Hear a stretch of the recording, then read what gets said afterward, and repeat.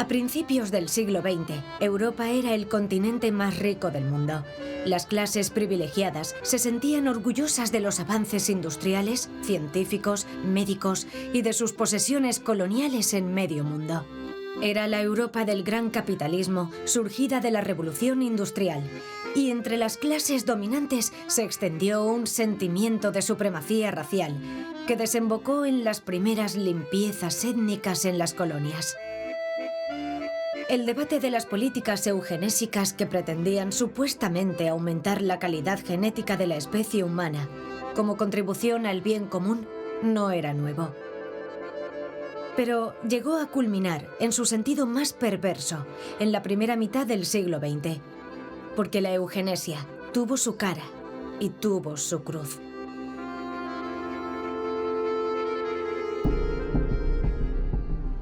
Después de la Gran Guerra, en el continente europeo surgieron algunas democracias, pero también se sembraron las semillas del nazismo y del fascismo.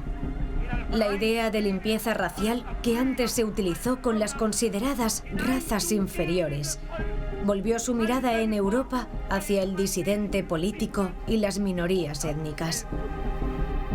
Y así, los avances médicos fueron utilizados por los regímenes totalitarios.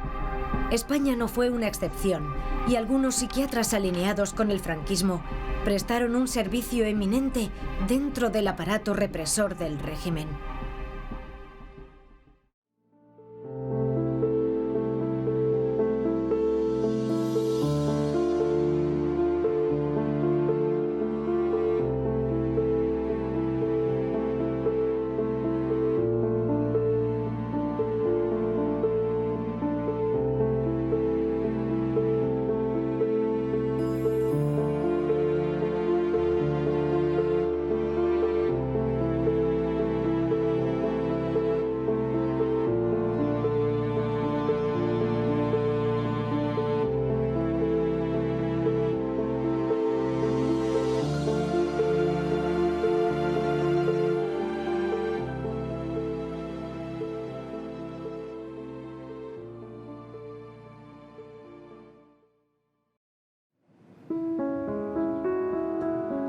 En los primeros años del siglo XX, en este prestigioso Colegio Mayor de Burjasot, cerca de Valencia, estudiaban los mejores alumnos de la época. Aquí se formó una cantera de intelectuales y de artistas, que más tarde adquirirían una destacada relevancia social.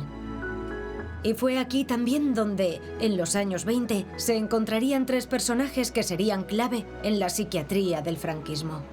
Hay que resaltar que de aquí procede precisamente los tres personajes que tuvieron mucho que ver en el momento fundacional de la psiquiatría valenciana. Me refiero concretamente a Juan José López Ibor, a Francisco Marco Merenciano y, en una primera época, a Pedro Laín Entralgo. Era un momento en que en Europa se acogían con entusiasmo los últimos avances en higiene mental, que suponían un cambio de mentalidad en el concepto de la asistencia médica. En España, la Segunda República asumió muchas de estas reformas de vanguardia como parte de la modernización del país. Durant uns anys, els psiquiatres espanyols confien que la dictadura de Primo de Rivera va facilitar aquestes reformes, però no és així, i finalment, quan l'any 31 es declara la República, les organitzacions més importants dels psiquiatres espanyols, fonamentalment la Lliga d'Higiene Mental i la promoguda per ells, encara que no són únicament psiquiatres els que formen part d'ella, però l'Associació de Neuropsiquiatres va anar a saludar, no?, de forma positiva, ¿no?, l'adveniment del nou règim. Eran neuropsiquiatras que se habían formado en la tradición mejor de la ciencia española, que era la Escuela de Cajal. Ellos y algunos más habían heredado ese espíritu investigador, ese rigor científico, se habían formado ampliando estudios en el extranjero a través de la Junta de Ampliación de Estudios, estaban vinculados a la institución libre de enseñanza y trataron de actualizar en nuestro país lo que era un atraso impresentable. Mientras unos se abrían a los últimos avances médicos, los jóvenes de San Juan de Ribera se encontrarían de nuevo, ya como médicos, en el Sanatorio Psiquiátrico Provincial Valenciano, más conocido como el Manicomio de Jesús. Alineados con los sectores más ultraconservadores, consideraban que los aires de renovación que llegaban a España suponían la destrucción de los valores tradicionales y morales de la sociedad. En aquella época, en los años 30, pues estamos hablando ya de los años de la República, de la crispación de los años previos a la Guerra Civil, y aquellos jóvenes comprometidos con su formación católica, pues tomaron partido y de alguna manera se comprometieron con el momento histórico. En principio, desde los valores del humanismo cristiano y después ya más radicalizados en la orientación de acción española. En aquellos años en Valencia, el médico y académico de referencia en medicina legal era Juan Peset, que sería primero decano de la Facultad de Medicina y más tarde rector de la universidad. Un médico comprometido con el gobierno de la República y con quien los jóvenes psiquiatras estuvieron siempre vinculados. Es coneixien tots, havien sigut alumnes de Peset, no? Fins i tot Marco Merenciano, jo crec que, igual que López Ibor, no tingué un nomenament concret, però sí que estigué vinculat a la càtedra, no?, de Medicina Legal, que era la que impartia la psiquiatria en aquesta època, no? Aleshores, Peset era una figura molt coneguda en la ciutat de València, no?, és evident.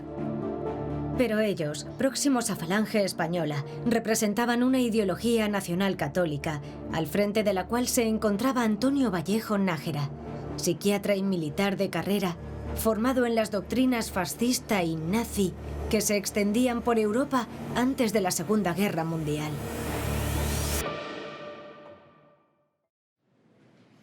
Vallejo Nájera procedeix dels cercles ultracatòlics, és un militar de carrera i diguem-ne que és un autor que té aquesta inspiració ideològica, però d'altra banda també està familiaritzat en els desenvolupaments més recents de, podríem dir, el que és la higiene racial, l'eugenèsia, no? I totes les doctrines que podríem dir més orientades a la defensa social, no?, en el context feixista europeu, nazi y feixista, ¿no? Él se forma en la guerra de Marruecos y también en Alemania. Llega en calidad de agregado a la Embajada de Berlín y tiene oportunidad de formarse en la psiquiatría germánica porque él llega a tener acceso a profesionales que le van a marcar su propia orientación. El imbécil social incluye a esa multitud de seres incultos, torpes, sugestionables, carentes de espontaneidad e iniciativa que contribuyen a formar parte de la masa gregaria de las gentes anónimas. Es que en su interpretación delirante, pues claro, Vallejo va fabricando un enemigo al cual estigmatiza con este lenguaje pseudocientífico, emplea términos clínicos, incluso alude a un determinismo genético. Esos son reminiscencias del degeneracionismo del siglo XIX. El que iba a aportar és des de, en fi, la caporalia dels serveis psiquiàtrics del exèrcit franquista, va donar aquesta impronta, no?, va redefinir d'alguna forma els termes de la higiene mental, no?, i va aportar, no?, a la causa nacional, diguem-ne, una legitimació o una vessant suposadament mèdica, medico-psicològica o científica, no?, com a figura destacada d'eixa psiquiatria. El impulso de modernización iniciado por la República se truncó por la Guerra Civil en 1936. Los defensores del golpe de Estado, formado por un conglomerado de ideologías fascista, ultracatólica y monárquica, adquirieron una gran fuerza. En Valencia, el discurso de la psiquiatría franquista corrió paralelo al del resto del Estado. Se produjo el golpe de Estado y como ellos mismos se habían señalado como la derecha del cuerpo técnico, A Laín concretamente le pilló por el norte, en Santander. López Ibor tuvo que esconderse porque se veía en peligro, como su familia, y Marco Merenciano permaneció en el hospital, aunque también vinculado de alguna manera al Socorro Blanco y a la Quinta Columna. En todo resentido existe siempre un marxista auténtico, aunque no esté encuadrado en las filas del socialismo. Los resentidos son bombas de dinamita esparcidas y ocultas en la sociedad y que un día u otro explotan individual o colectivamente. Pues es una cita fantástica en la mesura en que condensa, no, de alguna forma, gran part del pensament i també del discurs, no, de Marco Merenciano, que en aquest sentit és totalment va parell amb Vallejo Nájera.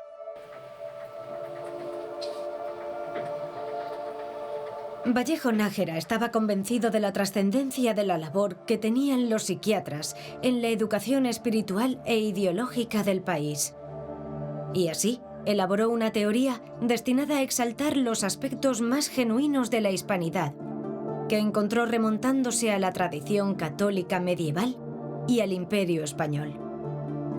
Vallejo Nájera aspira a posar aquestes ferramentes i aquest instrumental al servei, no, de la recuperació d'una sèrie d'ideals més o menys premoderns, no, quan suposadament, no, Espanya era, en fi, una nació no contaminada, no, per el virus de la modernitat, no, pel liberalisme, per la democràcia, no, per l'esperit de la il·lustració, no, pels enciclopedistes, no, i una altra volta, no, empra aquest terme, i es mantenia la vella aliança del tro i l'altar, no, diguem-ne, en el context d'una comprensió, podríem dir, més o menys mítica de la nació espanyola, no, prou identificada amb el poble castellà.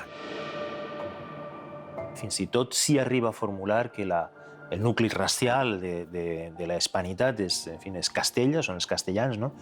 I això també té a veure després en com va gestionar el franquisme, òbviament, les realitats perifèriques. No olvidemos que Vallejo Nájera decía: corren por nuestra sangre genes inquisidores.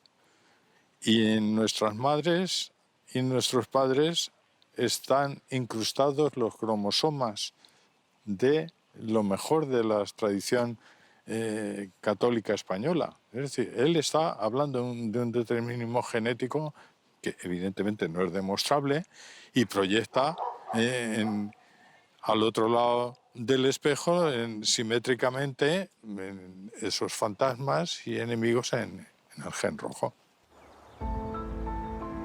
Y buscando la psicopatología del marxismo, ese componente genético demoníaco, decidió experimentar con la población reclusa tras obtener de Franco la autorización para crear el Gabinete de Investigaciones Psicológicas. Primero, con un grupo de 297 brigadistas internacionales capturados en el frente. Estaban en el campo de concentración de San Pedro de Cardeña, en Burgos. Referente a los brigadistas, él hizo varios grupos, norteamericanos o ingleses o hispanoamericanos, en la terminología que él emplea, y lo que se propone es ver si existían unos rasgos, él llama biopsíquicos, propios del fanatismo marxista. Fa una sèrie d'estudis, no? D'estudis biotipològics, d'estudis psicològics, no?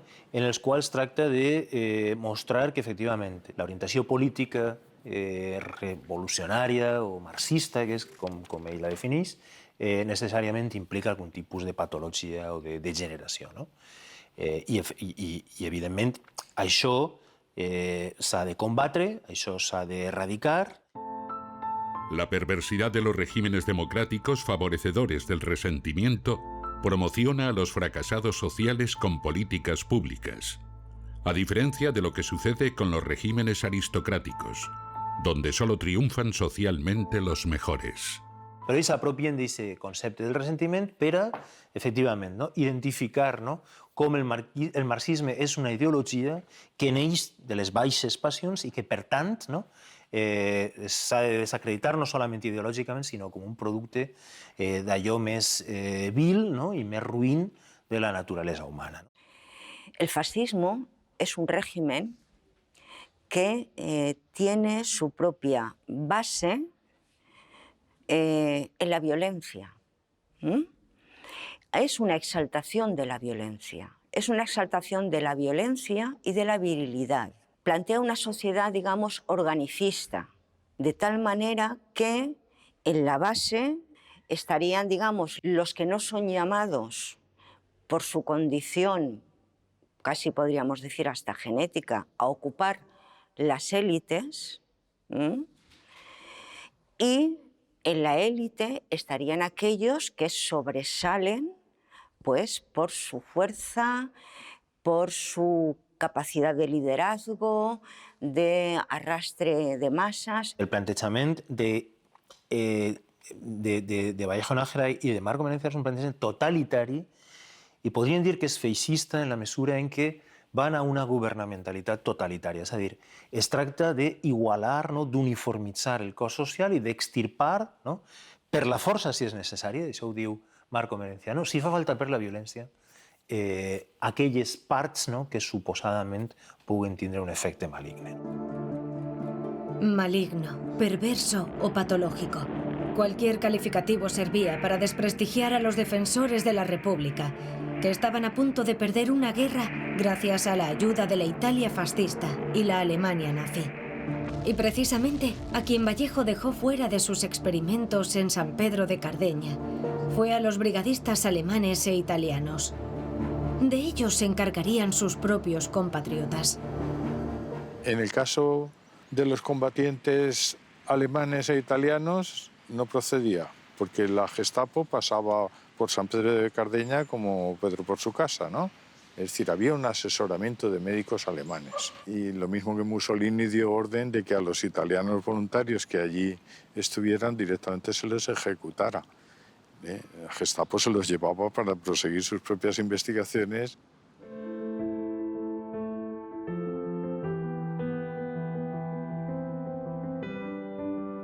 Lejos de tratar de interpretar en qué podían consistir los presupuestos ideológicos, los valores que a ellos les animaban a venir a jugarse aquí la vida, ellos entendían que esto no es que fuera una guerra civil entre españoles, era el primer aviso de lo que poco después pasaría, la conflagración mundial.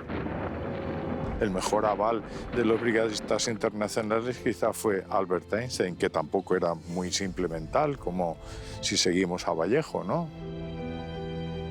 Lo único que puede guardar viva en nosotros la esperanza de tiempos mejores es la lucha heroica del pueblo español por la libertad y por la dignidad humana.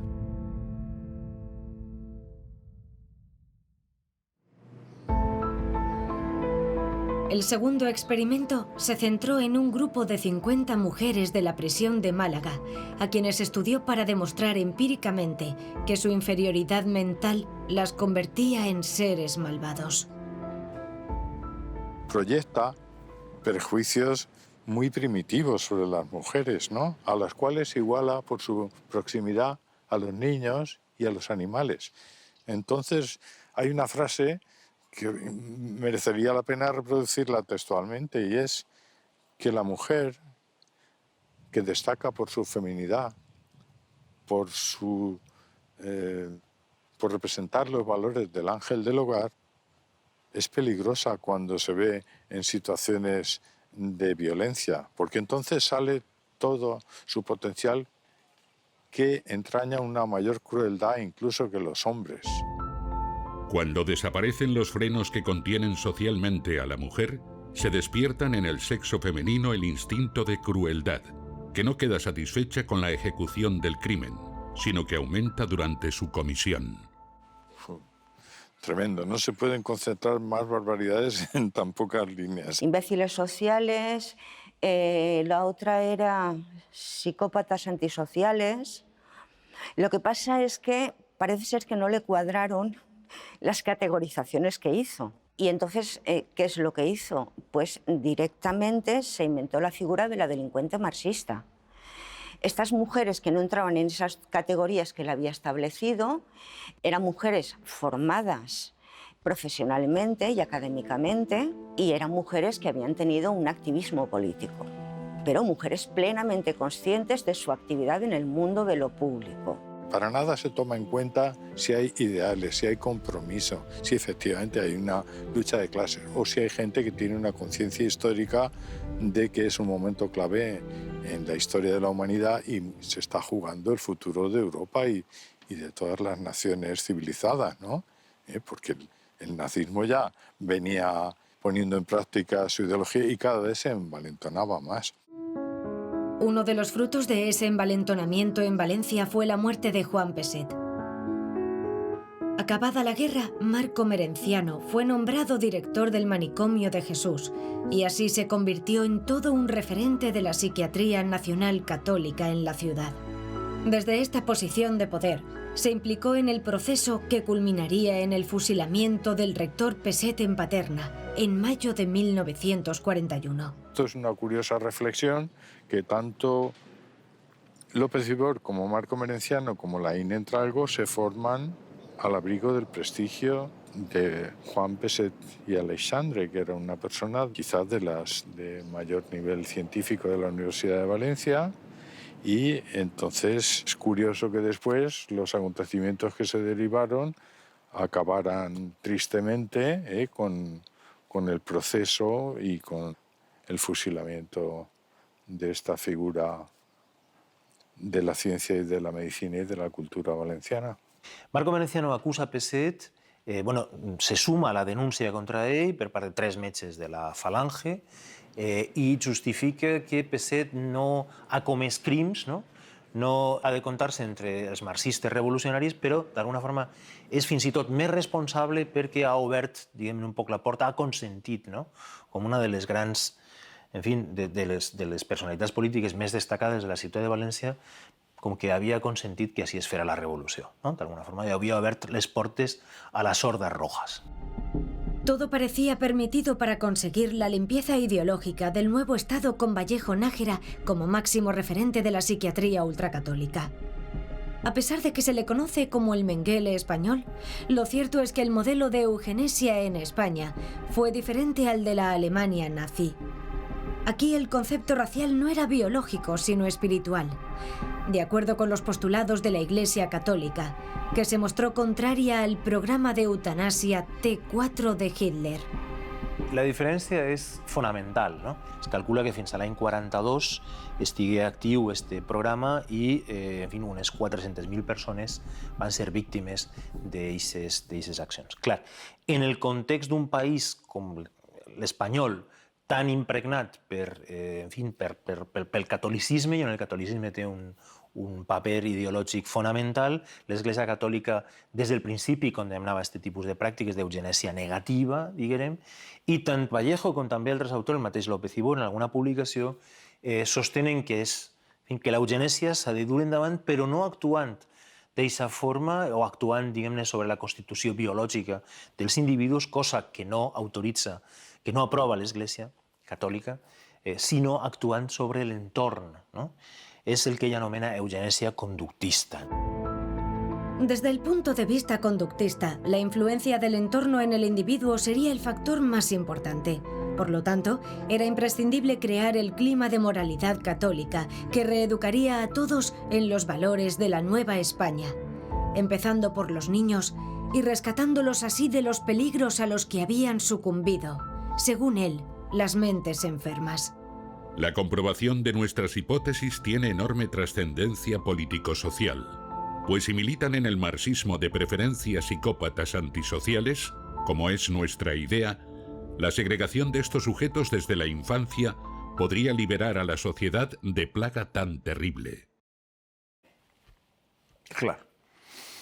Ell mateix construeix l'argument i presenta la conclusió a la que vol arribar des del principi. En definitiva, es tracta de desactivar, d'extirpar quirúrgicament al rival o a l'adversari, com tu has dit, polític del cos social, i tant Vallejo com Marco Merenciano utilitzen sovint la metàfora del cirurgià, ells són com cirurgians, no? o el que plantegen és com una extirpació quirúrgica, no? S'ha de sanar el cos social en aquests tumors, no? Aquestes parts malignes, no? I efectivament en un sentit a voltes físic, no? Del segrestament, tal com ella arriba a proposar. Lo que se hace es poner en práctica lo que Vallejo Nájera está difundiendo y promulgando con sus teorías. La separación de los hijos de las familias de rojos, la desaparición de tantos hijos e hijas de presos y presas republicanas que acabaron o en familias adeptas al régimen o en hospicios del Estado y de la Iglesia Católica, donde fueron educados en una férrea religión ultracatólica para, digamos, penar el estigma de ser hijos de rojos.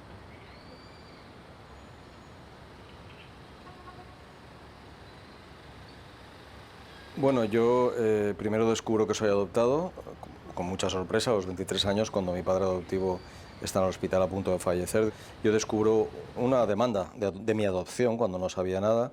Fue una sorpresa tremenda, ahí descubrí, empecé a pedir documentación y toda esa investigación para intentar encontrar a mi madre biológica me lleva a descubrir cómo se funcionaba en la Casa Cuna Santa Isabel.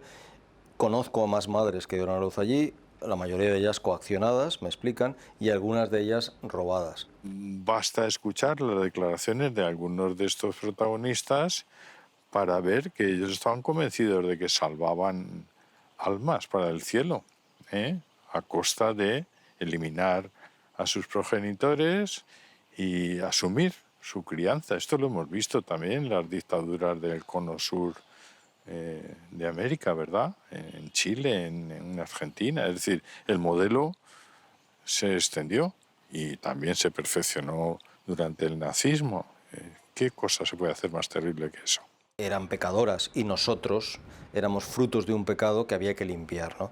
Entonces, con esa moral católica, ultracatólica, reaccionaria, con un catolicismo mal entendido, desde luego, se disimulaba de una acción social. Estamos limpiando el alma de estas chicas pecadoras. Vallejo Nájera no puede coger en su totalidad el discurso de Hitler, bueno, de los científicos alemanes, pero sí que, digamos, se lo readapta a la situación española, ¿no? A la situación de posguerra. Y en ese sentido, pues bueno, es también una perversión. Vallejo Nájera era muy proclive a las perversiones. La supuesta purificación de la raza se producía en todos los frentes. Mientras unos penaban sus pecados, otros pagaban con la vida. Era la España mártir, convencida de que había salvado la auténtica hispanidad del mayor desastre. La guerra ha permitido la reanudación de la buena y la auténtica tradición cultural española y logrado el descuaje de lo que en ella había de advenedizo y poco consistente. Si se podía hacer una exhibición de ese poderío ideológico entre poblaciones cautivas, como hemos visto, entre poblaciones recluidas, entre poblaciones humilladas, pues luego venía la parte propagandística y publicitaria, como es la difusión de los valores de esta psiquiatría nacional católica que ocupa toda la autarquía. Entonces, ¿qué margen le quedaba a la población en la España del extraperlo? Pues era recurrir al consultorio de la señora Francis, donde se suministraba una psicoterapia de mesa camilla, ¿verdad? Pues no era muy diferente la psicoterapia que nos ofrecía todo el aparato nacional católico, ¿verdad? Querida señora, hace algún tiempo que escucho su programa y como me encuentro necesitada de sus sabios consejos, le expongo mi caso. Mire, yo soy una mujer de 35 años y tengo 3 hijos. A mi marido le gusta mucho divertirse y salir con los amigos. A mí me gustaba el cine. Y digo que me gustaba porque he dejado de ir. Verá usted, hará cosa de un año, mi marido empezó a venir a deshoras por la noche. Y yo, naturalmente, sospechaba de él, porque me dejaba el dinero para que me fuera con mis hijos al cine. Pero una noche salí detrás de él sin que se diera cuenta y le seguí viendo que se metía en un bar cercano a casa. Yo, para no estar parada en medio de la calle, me volví a mi casa. Pero entonces encontré a un amigo de mi marido que me preguntó de dónde venía. Le respondí que de buscar a uno de mis hijos, pero me vio tan descompuesta que no se lo creyó. Y en cuanto empecé a hacerles preguntas sobre mi marido, se excusó. Pero tanto y tanto le rogué que me contó que mi marido no andaba por buen camino, lo que yo ya recelaba. Y entonces me dijo que si quería saberlo todo, podía ir a cierto lugar a las 10 de la noche. Con toda ansiedad y con los nervios destrozados, fui a aquel sitio y efectivamente estaba allí. Claro que no estaba haciendo aparentemente nada malo, sino bebiéndose una cerveza con otro hombre. Pero según me dijo el amigo de mi marido, aquel lugar era el punto de cita. Me contó que era un bar de homosexuales. Yo creí que iba a desmayarme. Mi querida señora, el problema que me plantea es delicado, pero no imposible de resolver. Usted tiene que tener mucho tacto y delicadeza para saber atraer a su marido de una forma amable y sin que él se dé cuenta. Ya tiene la certeza de que acude a ese bar de mala nota, puesto que le ha sorprendido en él. Pero no haga mucho caso de los rumores y comentarios que escuche, porque posiblemente sean exagerados. Usted debe comportarse como si no hubiera ocurrido nada, sin darle importancia al hecho, con el fin de que su esposo recobre la confianza perdida. Así que extreme sus atenciones con él, pero de una forma normal, para que no advierta nada. Es decir, que debe crear a su alrededor un grato ambiente, para que él no tenga necesidad de irse a la calle. Sí, ya sé que esto es difícil, porque si está acostumbrado a salir y a reunirse con sus amigos, le va a venir muy cuesta arriba renunciar a esa costumbre. Pero usted debe intentarlo poco a poco para recuperarlo definitivamente. Sea cariñosa con él. Cuéntele sus confidencias y dele la impresión. Precisamente los homosexuales fueron el otro colectivo particularmente afectado, junto al de las mujeres. Eran delincuentes, a ojos primero de la ley de vagos y maleantes y más tarde de la de peligrosidad social. Muchos de ellos se entregaron voluntariamente a los tratamientos psiquiátricos de aquellos años. És una vida que l'has de portar molt d'amagat, perquè evidentment estava prohibit. Per la ciència nosaltres érem uns, per la medicina érem uns malalts, per els capellans érem els pitjors dels pecadors, per la societat uns corruptors, uns perversos. A veure, hi ha una frase que jo la vaig sentir en boca de la meva mare, però que estava en boca de la societat, i és: prefereixo un fill mort abans que marica. Això et marca de per vida. Evidentment, vols canviar, no vols que la teva família se senti repudiada, sigui marginada, doncs perquè té un fill diferent de la resta. Amb la qual vaig decidir anar a un psiquiatre. Una vez que se cortó de raíz la intervención o las corrientes psicodinámicas, que podrían haber sido las que mejor ayudaran a comprender y a favorecer a las personas que sufrieran por este motivo esa exclusión, pues había unos tratamientos también en la misma época, que era una forma de electroterapia basada en los reflejos condicionados de Pavlov. El primer dia arribo, em rep el mateix metge, el mateix psiquiatre, em dona una barreta metàl·lica, com si fos un bolígraf, que jo agafo amb la mà dreta, i a la mà esquerra, el bíceps esquerre, aquí a l'alçada del bíceps, me'n posa un altre, lligat amb una goma. Apaga la llum i projecta a la paret una diapositiva d'una dona nua. Jo recordo que quan vaig veure la primera foto vaig pensar: quina dona més lletja, i amb això em volen fer canviar. Aquí no passava res. Al cap d'uns 30 segons canvia la diapositiva i llavors es projectava un noi, ells sempre en traje de bany, molt musculats, molt macos, i en aquell moment una descàrrega elèctrica recorria tot el meu cos. 10 segons de descàrrega elèctrica, parava una altra vegada, una altra descàrrega, fins uns 30 segons aproximadament. Allà tornava a canviar la diapositiva, una altra senyora nua, tan lletja com la primera, i això es anava perllongant, més o menys durava una mitja hora tota la teràpia. El sistema era así de simple: estimular un deseo y fomentar un castigo, de una descarga farádica. No es un electroshock como mucha gente pensaba, aunque ha habido de todo según el encarnizamiento de los clínicos responsables. Al cap d'aquestes 40 sessions, 8 mesos, repeteixo, que és un temps prou llarg, i d'adonar-me que jo no feia cap canvi, vaig prendre la determinació d'aturar la teràpia. Primer, perquè em semblava que jo estava anant contra la meva natura, estava trencant o forçant la meva manera de ser, i després perquè jo hagués pogut fer veure, o hagués pogut seguir anant-hi, enganyant a tothom, menys a mi, però em va semblar que no era honest de cara als meus pares, amb la qual vaig parlar amb ell, li vaig dir doncs, que jo havia decidit aturar-ho.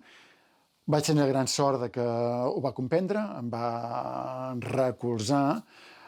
Un altre m'hagués pogut denunciar, amb la qual una denúncia en aquell moment, inclús sense fets, sense evidència, qualsevol denúncia de qualsevol veí dient que tu ets gai, encara que no ho fossis, comportava immediatament 3 mesos, aquest era un màxim, però normalment eren 3 mesos, d'internament en una presó. Y en honor de los clínicos, tengo que decir que algunos de ellos, al mismo tiempo que al paciente le atendían así, si era su deseo tratar de corregir eso, que para estas personas terminaba por ser un drama insufrible en su vida, pues había quien al acabar estas sesiones le daba una tarjeta para que contactara con las asociaciones que ya en Valencia empezaban a crecer en la línea de movimientos de liberación sexual. Llavors allà vaig fer un canvi i a partir d'aleshores doncs, em vaig comportar com un home a qui li agraden els homes, i simplement.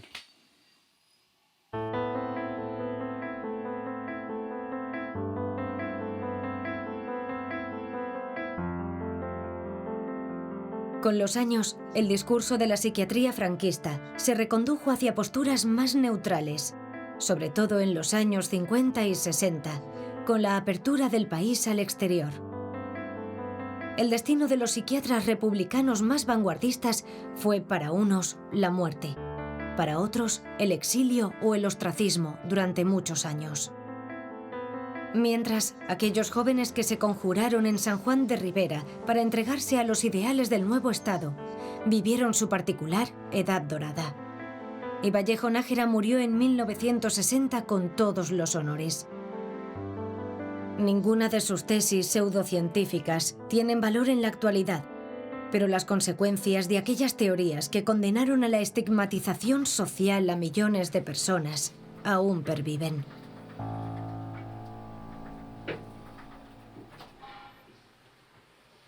Nunca pierdo la esperanza, porque soy muy tenaz y muy cabezota, pero el tiempo va pasando, claro. Ya son muchos años, 32 años buscando ya sin éxito por los archivos de la Iglesia, que no quieren abrirlos, pero en el camino, como estoy ayudando a muchísima gente y he ayudado a muchísima gente a encontrar, me doy por satisfecho. Pero no pierdo la esperanza de que algún día mi madre, la ventaja que tenemos es que eran jóvenes, entonces mi madre puede estar ahora en los 70 y pocos años, perfectamente estar viva y quizá algún día aparecer. Los poderes de la época eran una continuación de esa ideología extrema que representaba Vallejo Nájera. Y es una concepción que hay que interpretarla desde el punto de vista psicopatológico. ¿Por qué todos son marxistas? Pues porque yo creo que es que eran muy ignorantes. Y no sabían distinguir tampoco. Y los metían a todos en el mismo saco. Yo pienso que las generaciones siguientes, si no hemos salido muy taraos, es porque hemos tenido otros recursos para sobrevivir y salir adelante a nivel ideológico, ¿no?